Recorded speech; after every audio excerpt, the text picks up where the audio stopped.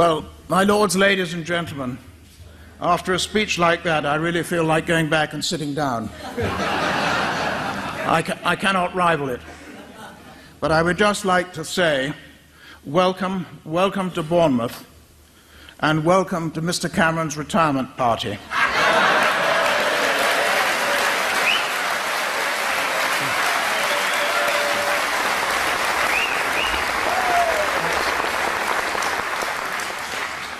That's my last chance of getting a peerage. Oh, I've got one already. Sorry. I asked our chairman what I should talk about, and he said your Brexit experiences. But I would be grateful if you could be so infernally dull that the next speakers will appear brilliant by comparison. Well, after the last speech, I don't think that's going to be too difficult. Let us consider some of the threats we faced.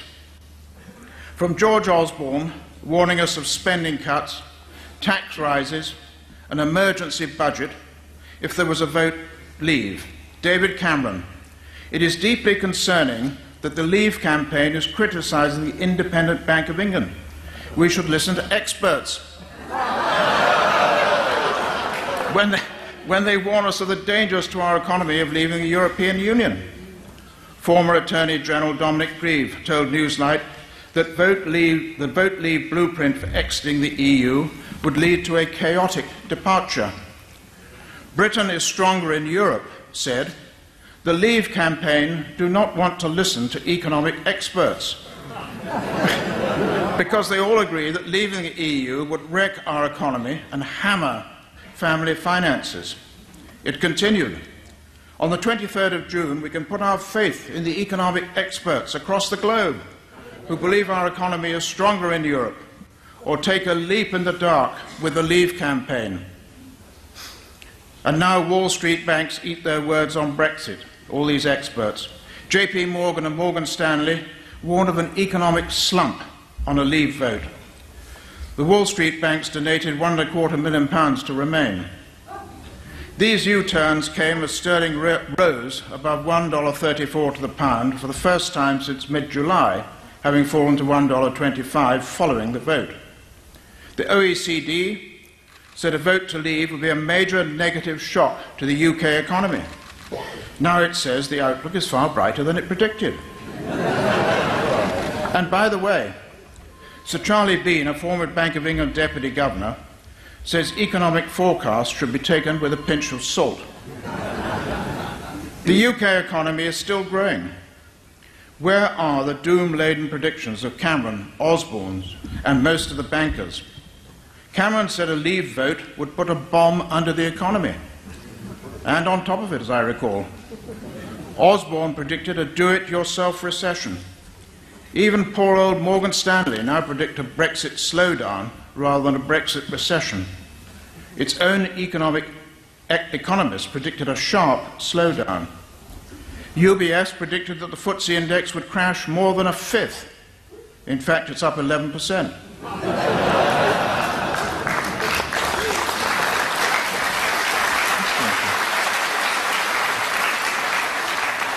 The bankers are wrong about Brexit, were wrong about ending boom and bust, and were wrong about the 2008 crisis.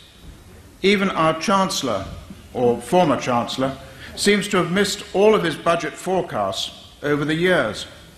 But unlike him, most of the bankers still have their jobs. The Remain claim that leaving would make everybody £4,300 worse off. Where on earth did that figure come from?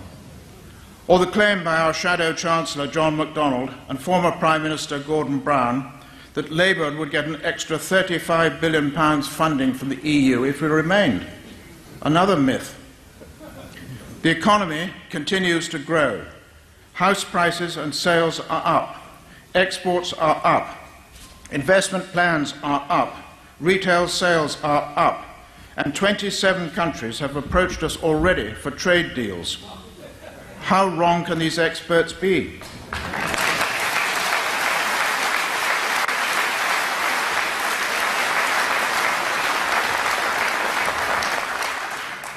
Even the numbers on the dole are up. Sorry, down. I'll read that again.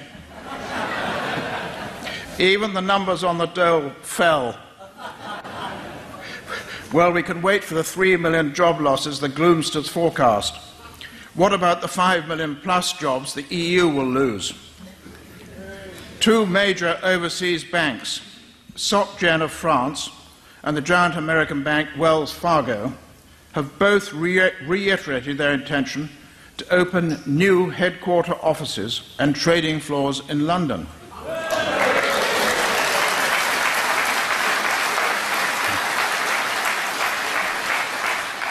Even Sir Martin Sorrell, head of advertising giant WPP and a fervent Remain supporter, says his global company is benefiting from a post-Brexit recovery, and the lower pound makes our exports more competitive.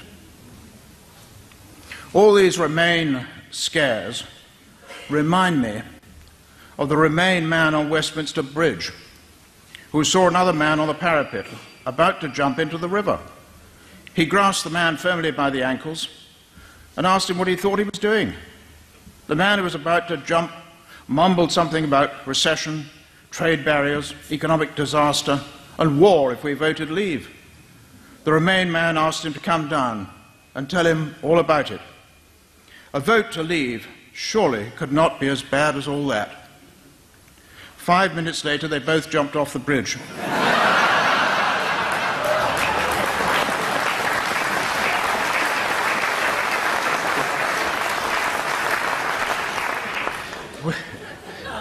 My wife told me no joke, so that's why I did it. Without Nigel's inspirational leadership, none of this would have been possible. But let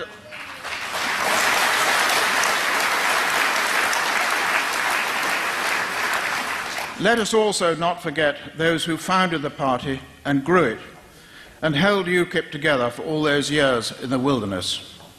We owe a huge debt of gratitude to Nigel and to all of you and the 17.5 million people who voted to leave.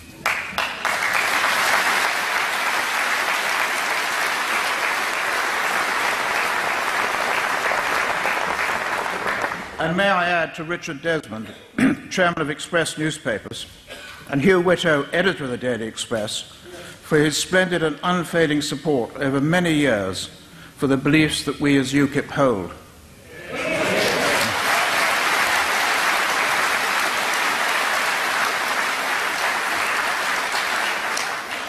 Even though I'm deputy chairman of Express, unpaid,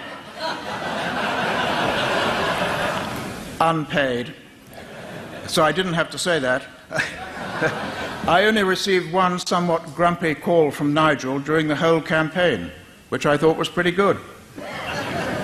But let us not forget, in electing a new leader after a very strong leader, there may be disgruntled members who seek to disrupt the party. This must be avoided at all costs.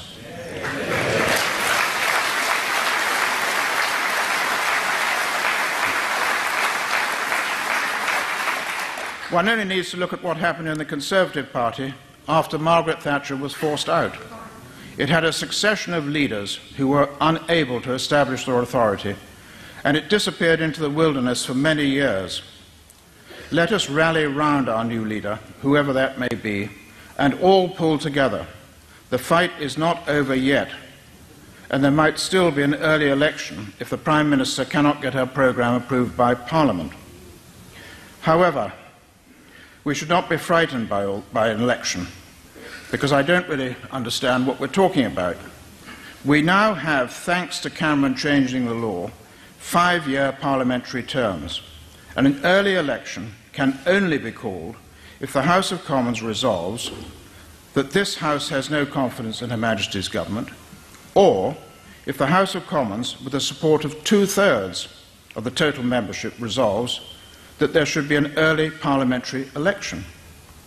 Well, looking at the state of the Labour Party, I have to say, turkeys don't vote for Christmas.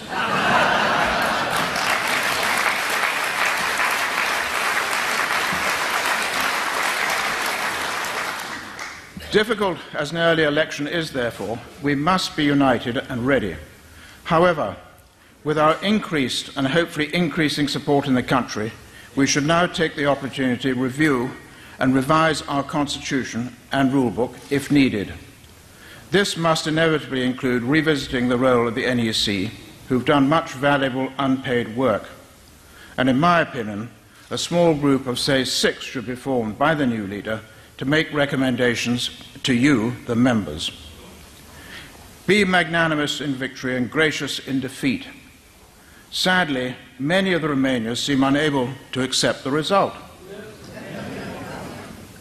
You know, I feel like asking them to a funeral to cheer them up a bit.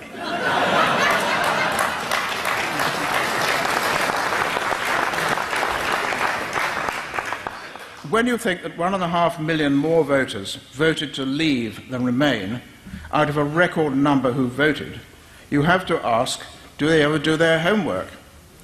If at the last election 20,000, yes, 20,000 voters in the most marginal Conservative seats had instead voted for the runner-up, the Conservatives would have lost over 20 seats and thus their majority.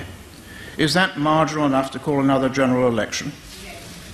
We are not Brussels. When a country votes against the Lisbon Treaty, they ask them to go on voting until they vote in favour. There were 2 organisations vying for the official designation in the referendum. The winner, getting a government grant and the ability to raise and spend more on the campaign. These were Vote Leave and Go Movement, or Leave EU. I was on the board of Go with Nigel. The chairman was Richard Tice. We did not get the designation, not because I was on the board. At least I hope not. Largely, I think, because the cabinet ministers joined the Vote Leave. Vote Leave refused to work with us, try as hard as we could. A committee was formed in Parliament by Vote Leave, to which we were invited. Like many large committees, it did not seem to achieve a great deal, except to be not the least bit interested in my suggestion that we should all work together with UKIP, which I thought quite bizarre, as without Nigel and UKIP, there would never have been a referendum.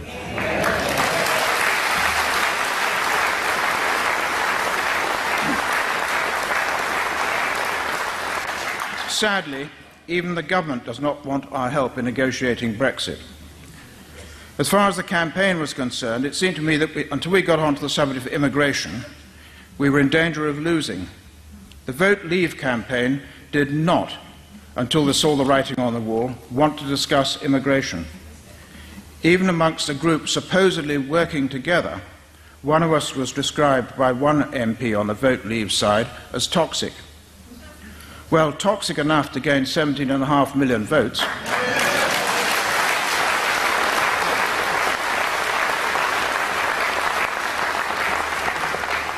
It is not racist to talk about the problems of mass immigration. 700,000 gross a year, this is the figure to concentrate on, inaccurate as it may be, when you consider vastly more national insurance numbers are issued to non-British citizens a year. I suspect we have no real idea what the true figures are. The No campaign, deploying a President Obama at the back of the queue, he forgot to find out the queue consisted only of the EU, which could not, because of the conflicting demands of the French and the Germans and 26 other countries, achieve anything. The EU has not agreed a single one of the 27 chapters that make up that treaty. TTIP, the Transatlantic Trade and Investment Partnership. Plus, that treaty, TTIP, threatened a Pandora's box of corporate lawsuits.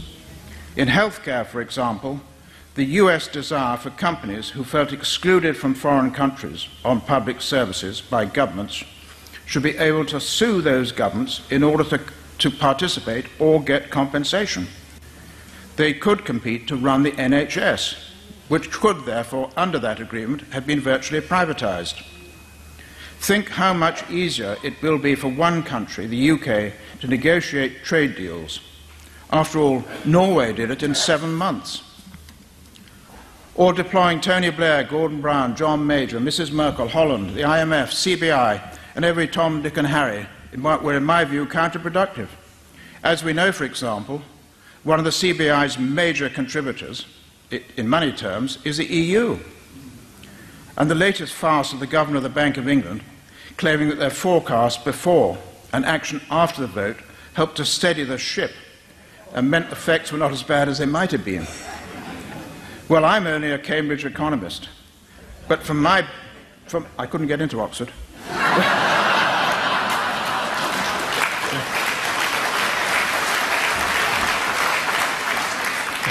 But from my business experience, a quarter-point cut in interest rates, and maybe buying a few bonds, makes not a halfpenny's worth of difference for anything.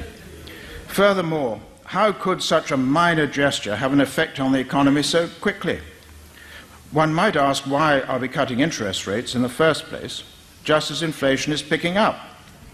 Brexit will not cause a loss of confidence in the UK economy, and bearing in mind all the doomsayers' forecasts, the resilience of all the major indicators since the vote is remarkable. The bank created the impression that exiting would spell economic disaster. Now all is serene. Why did they not say before that this disaster could be avoided by a quarter-point cut in interest rates?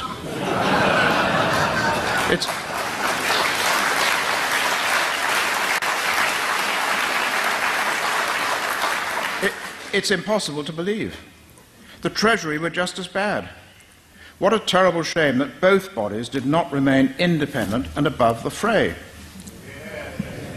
We were not greatly concerned with Project Fear. Cameron and co, having won the general election on Project Fear, thought they could repeat the process, a major mistake. Of course we made mistakes too, but we had you on the ground, the whole UKIP organisation, Aaron Banks and all his telephone canvassing. As they say, you cannot win a war without boots on the ground. Remainers were so busy fiddling around Westminster that they missed the plot. And may I just add, never underestimate an opponent, especially a swivel-eyed, blinkered loon and a fruitcake.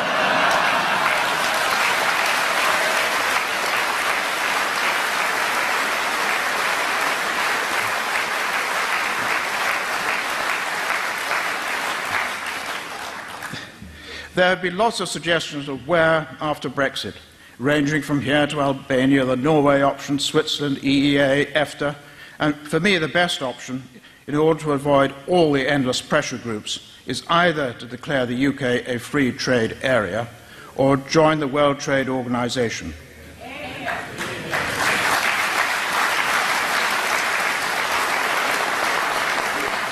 And to do it as soon as possible.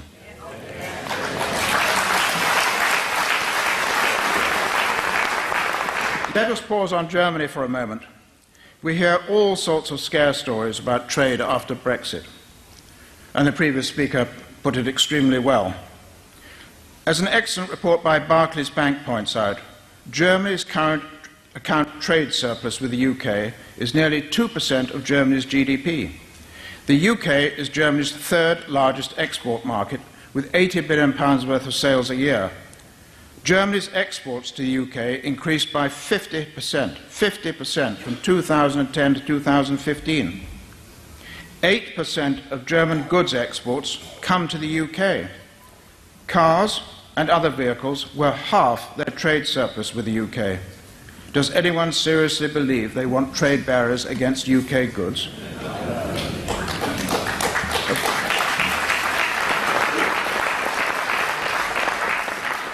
Of course there will be problems, but to try and satisfy every pressure group is impossible. The threat that many companies will relocate should be ignored. Sooner or later people will realize that to relocate businesses to France, Italy, Spain, Greece, Turkey, or even Germany presents a huge and rising risk when you look at the state of the EU. I do know Turkey's not in it yet. You have even seen Mr. Verhofstadt, if that's how you pronounce it, their new head EU negotiator on Brexit. Here is a man who knows his business, saying that we, the UK, are rats leaving a sinking ship.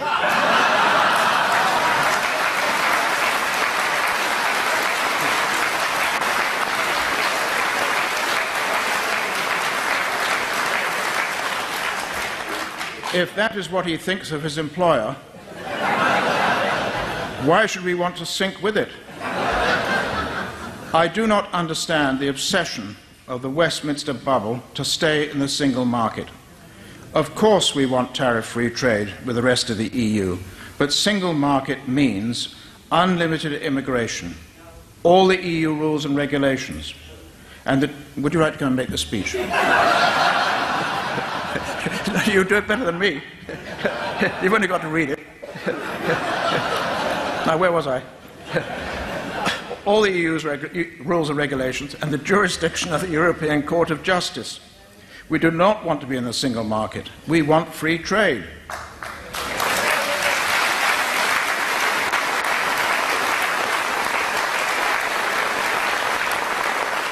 Our negotiating strength is much stronger than some realize. So the EU gets 2 years, when we exercise Section 50. If there is no agreement, we just leave at the end of the 2 years. They will fall over themselves to do a deal. And 1 day later, we will open and finalize fairly quickly trade deals with the rest of the world. Our aim should be to turn the UK into a low-tax economy. Thanks to Brown's and Osborne's fiddling, we have a tax code that is nightmarishly complex and a major drag on the economy. The new Chancellor keeps on saying the result of the vote is a surprise. Well, although in fairness he does not seem to be the only one. In Iraq there was no plan B. One would have hoped Mr. Cameron would have learnt from that experience. But sadly he does not seem to have had a plan B in Libya either after Gaddafi was overthrown. And now we discover that the government and civil service did virtually none, if any, planning if the government lost the referendum. What were they all doing? The new Chancellor has a great opportunity to make major simplification and reform. Let us hope he does it. It must be fair, and big businesses must pay their due amount, but it must be simple and offer incentives. Let us have a low-tax and free trade economy, and have it soon. And let us get on with Brexit, either by repealing the 72 European Communities Act,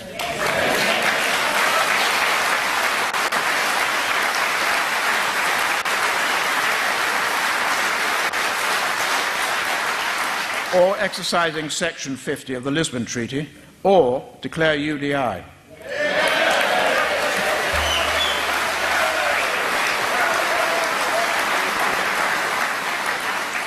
The longer we delay, the more entrenched negotiating positions will become.